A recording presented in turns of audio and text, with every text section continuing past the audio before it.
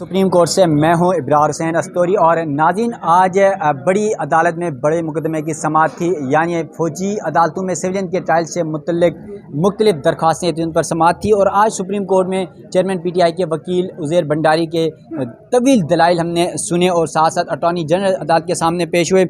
मेरे साथ ज़ुल्करनैन इकबाल मौजूद हैं, बोल्ड TV से एंकर भी हैं आजकल, तो उसके साथ साथ रिपोर्टर भी हैं। सुप्रीम कोर्ट की बीट पे बड़ी गिरफ्त रही है इनकी, समा के साथ रहे हैं और अब बोल के साथ हैं। तो ज़ुल्करनैन भाई, जब से बोल आपने ज्वाइन किया, सबसे पहले तो आपको मुबारक हो। हमारे साथ आज हमारे नाज़रीन के पास पहली बार आपको साथ लेके आ रहे हैं, क्योंकि पहले तो हम समा के साथ जब आप थे तो लेके आते थे। आज की समाअत का ज़रा अहवाल बताएगा। अटॉर्नी जनरल पेश हुए, उज़ैर भंडारी पेश हुए, क्या समाअत का अहवाल है? सबसे पहले तो थैंक यू दो चीज़ों का। एक ये कि आपने मुझे बोल पे आने पे मुबारकबाद दी, दूसरा एक इस दफ़ा आपने मेरा नाम गलत नहीं लिया और तीसरा इसके लिए कि उम्मीद है आप इसको अनकट जाने देंगे इंशाल्लाह ये कम से कम नाम वाले पोर्शन को।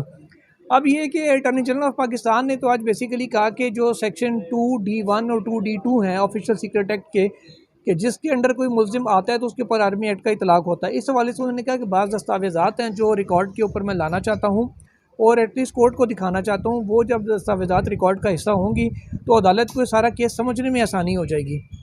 क्योंकि सिर्फ 2 ही FIR उन्होंने बताया कि दरख्वास्त गुजारान की जानिब से 96 और 97 लाहौर की जो है एक थाने की वो पेश की गई हैं, इसलिए उससे दुरुस्त हक़ाइक़ सामने नहीं आ सकेंगे, पूरा केस समझ में नहीं आएगा।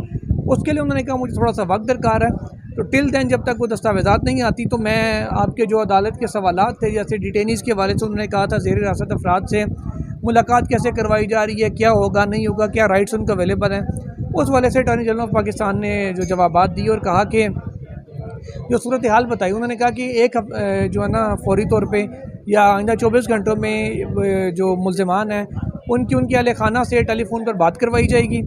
उसके बाद हफ्ते में एक दिन वो उनसे आके मुलाकात कर सकेंगे। तो फिर उनको कहा कि जी बेहतरीन खाना जो पॉसिबल होता है, नॉर्मली जो लोग घरों में भी खाते हैं, उनसे कहा जी उससे अच्छा खाना दिया जा रहा है। घर का खाना फराहम नहीं किया जा सकता, क्योंकि अगर उसमें कोई जहरीली चीज़ डाल दी जाए जिससे मुल्ज़िम का कोई नुकसान हो जाए, ऐसी कोई लेबॉर्ट्री नहीं है जिससे चेक करवाया जा सके खाना खाने से पहले कि यार इसके अंदर कोई चीज़ तो नहीं मिली हुई है, इसका कोई नुकसान तो नहीं होगा। उन्होंने कहा कि ये जो नुकसान मुल्ज़िम को होगा वो क्योंकि जिसकी हिरासत में उसके खाते में पड़ जाता है, इसलिए सिक्योरिटी रिस्क है वो नहीं कर सकते। दूसरा उन्होंने कहा कि जिस भी शहर में मुल्ज़िमान हैं वहाँ जो भी करीबी CMH या जो मिलिट्री का हॉस्पिटल होगा, बवक्त ज़रूरत जो तिब्बी सहूलियात है वहाँ उनको फराहम की जाएंगी। उन्होंने कहा कि वालिदैन अगर कोई देना चाहें तो फ्रूट्स जो उनके अहले खाना ला के उनको देंगे, वो उन्होंने कहा कि मुल्ज़िमान को डायरेक्ट फराहम कर दीजिए, क्योंकि फ्रूट तो मार्केट से सभी ख़रीद के देते हैं। वो उन्होंने कहा कि उनको मुल्ज़िमान को फराहम कर दिया जाएगा। और एक चीज़ अटॉर्नी जनरल ऑफ पाकिस्तान ने और कही कि कोई खातून फ़ौज की तहवील में नहीं है, कोई कम उम्र फ़ौज की तहवील में नहीं है, कोई वकील फ़ौज की तहवील में नहीं है।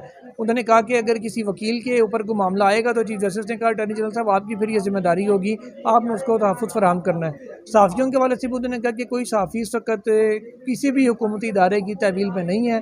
फिर चीफ जस्टिस ने उनसे कहा कि जी क्या आप इमरान रियाज़ खान की बात कर रहे हैं?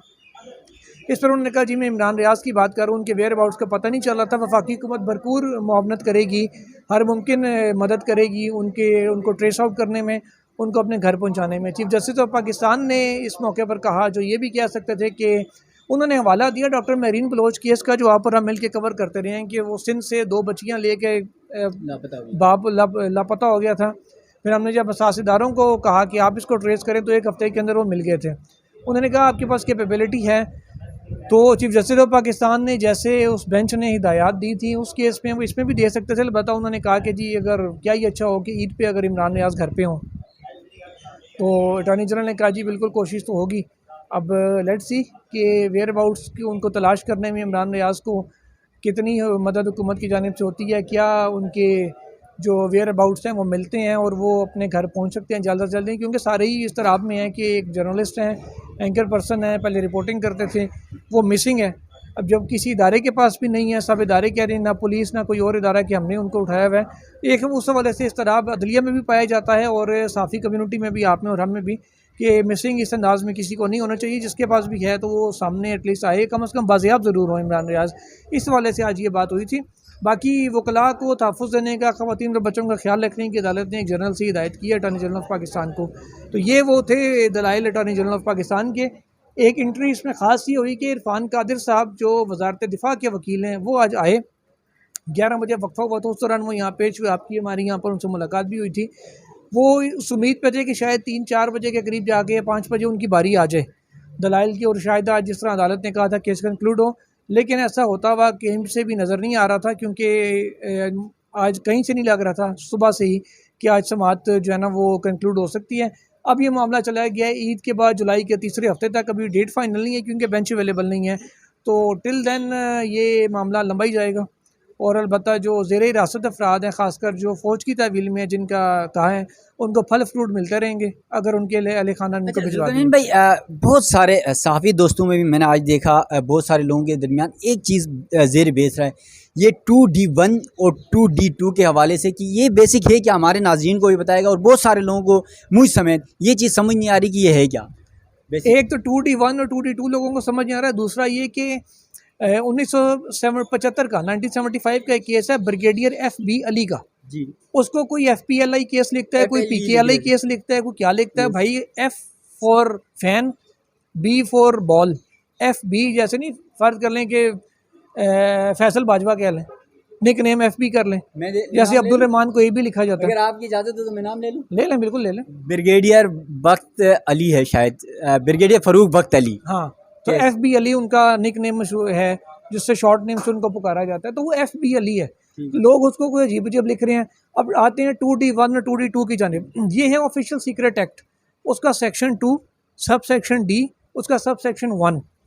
एक लगता है उन अफसरान के ऊपर जो आर्मी एक्ट के अंडर बराह रास्त आते हैं, जैसा कि जिनका ताल्लुक किसी भी अंदाज में फ़ौज से हो या फ़ौज से मुतल्लिका जो इदारे हैं उनके साथ हो।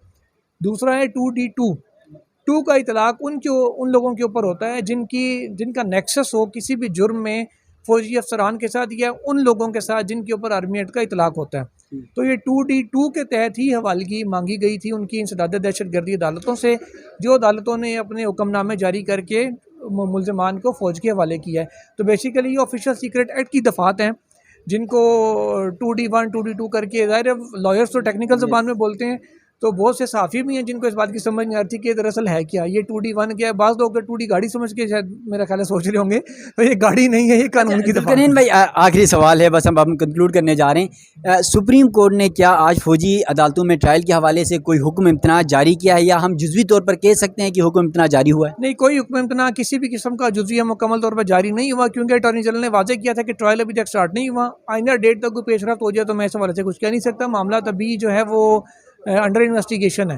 तो कोर्ट ने भी यही कहा कि वी एक्सपेक्ट कि जी नहीं होगा, किसी किस्म का हुक्म इम्तना नहीं दिया गया। पहले ब्लैंकेट स्टे ऑर्डर मांगा जा रहा था दरख्वास्त गुजारों के वकला की जानिब से, वो नहीं दिया गया। फिर फैसल सदीकी साहब ने ये कहा, जो सिविल सोसाइटी के वकील हैं, कि at least next date of hearing तक ट्रायल शुरू ना होने दिया जाए। उस पर भी चीफ जस्टिस ने कहा कि जब वो कह रहे हैं अभी नहीं हो रहा, अगर इन केस को डेवलपमेंट होती है, बेंच तो अवेलेबल नहीं होगा, लेकिन I will be available from the next week, तो फिर देखें अब क्या होता है। अटॉर्नी जनरल ने भी कहा था कि जी ये तो प्रोसीजर उसका लंबा है, इतनी जल्दी ट्रायल स्टार्ट नहीं होता। थैंक यू जुल्करनैन भाई।